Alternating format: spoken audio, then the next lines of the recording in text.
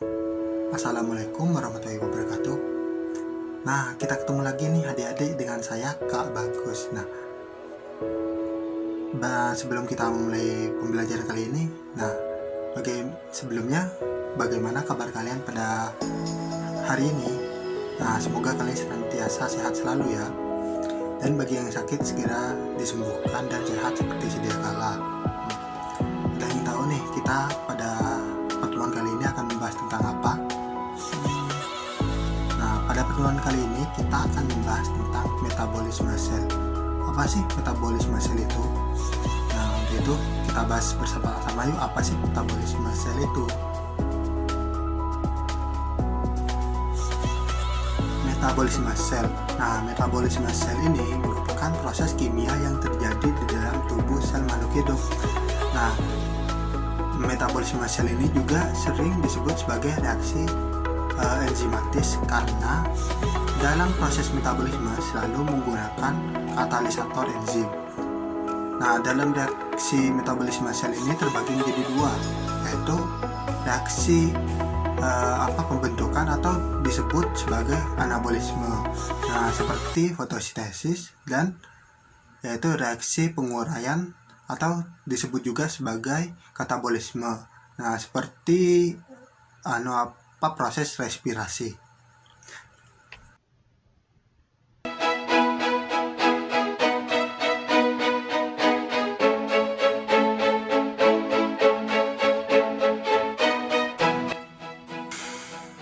Yang pertama, kita akan membahas tentang fotosintesis. Nah, apa sih fotosintesis itu? Pada pertemuan sebelumnya kita kan sudah membahas sih, apa sih fotosintesis itu? Nah, fotosintesis ini merupakan proses perubahan energi cahaya matahari menjadi energi kimia dalam bentuk glukosa. Nah, dalam proses fotosintesis ini memerlukan cahaya matahari sebagai untuk melakukan fotosintesis. Nah, menurut Lovelace, bahwasannya cahaya matahari itu memiliki sifat-sifat cahaya-cahaya polikromatik. Nah, nantinya apabila cahaya-cahaya polikromatik ini dibiaskan akan menghasilkan cahaya-cahaya monokromatik.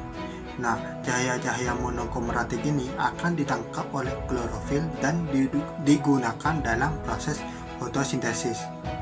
Nah, ada juga suatu penelitian atau yang sedang melakukan percobaan bahwasanya cahaya warna biru dan merah merupakan cahaya yang paling efektif yang digunakan dalam proses fotosintesis.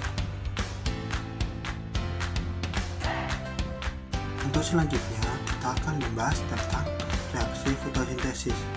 Nah, reaksi fotosintesis ini ada dua, yaitu reaksi terang dan reaksi gelap.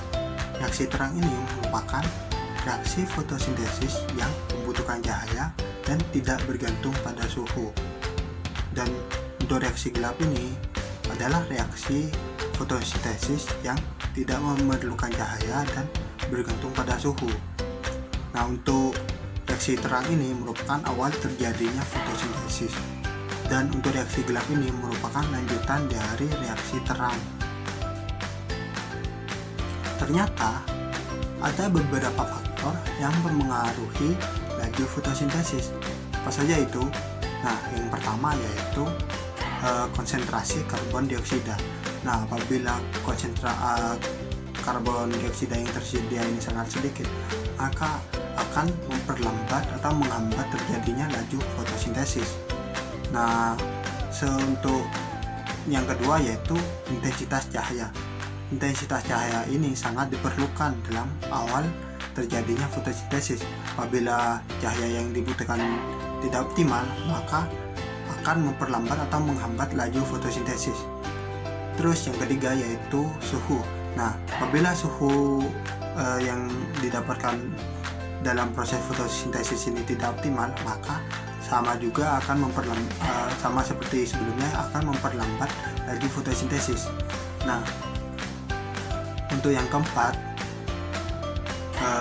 yaitu kadar air. Kadar air ini sangat dibutuhkan karena merupakan salah satu bagian atau bahan penting dalam proses fotosintesis. Apabila kadar air yang dibutuhkan sedikit atau tidak ada sama sekali, maka akan membuat satu mata tertutup sehingga akan terjadi penghambatan laju fotosintesis atau akan menghentikan proses fotosintesis. Nah, kemudian kita akan melihat cuplikan video dan bagaimana proses dan terjadinya reaksi fotosintesis. Nah, untuk selanjutnya kita akan melihat video berikut ini. Proses fotosintesis. Nah, awal dari proses fotosintesis yaitu energi sinar cahaya matahari yang menuju ke bumi akan ditangkap oleh klorofil. Nah, kemudian klorofil ini akan melancarkan proses fotosintesis.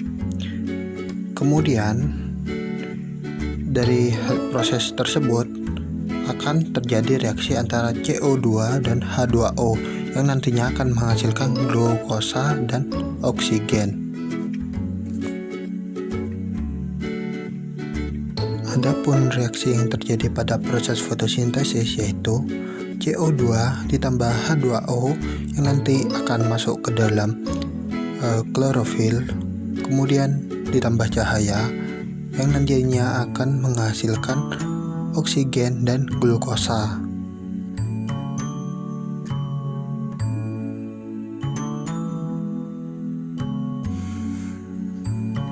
Nah, bagaimana video barusan? Menarik bukan? Nah, untuk lebih jelasnya akan saya jelaskan kembali bagaimana proses terjadinya reaksi pembentukan pada proses fotosintesis. Nah, awalnya proses sintesis itu terjadi ketika CO2 atau senyawa karbon dioksida akan bereaksi dengan air atau senyawa H2O, kemudian dibantu oleh cahaya yang telah ditangkap oleh klorofil. Nah, nanti akan menghasilkan glukosa dan oksigen.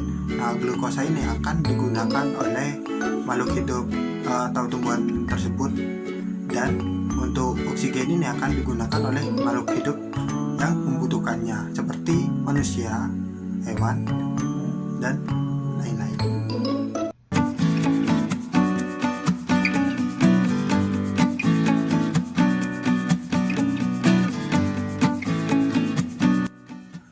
Yang kedua yaitu respirasi. Nah, apa sih respirasi itu? Nah, respirasi ini merupakan proses pembebasan energi yang tersimpan di dalam zat sumber energi melalui proses kimia. Nah, dalam reaksinya respirasi ini ada dua, yaitu respirasi aerob atau respirasi yang membutuhkan oksigen, dan respirasi anaerob atau respirasi yang tidak membutuhkan oksigen. Nah, untuk lebih jelasnya kita simak video ini bagaimana terjadinya reaksi aerob dan reaksi anaerob.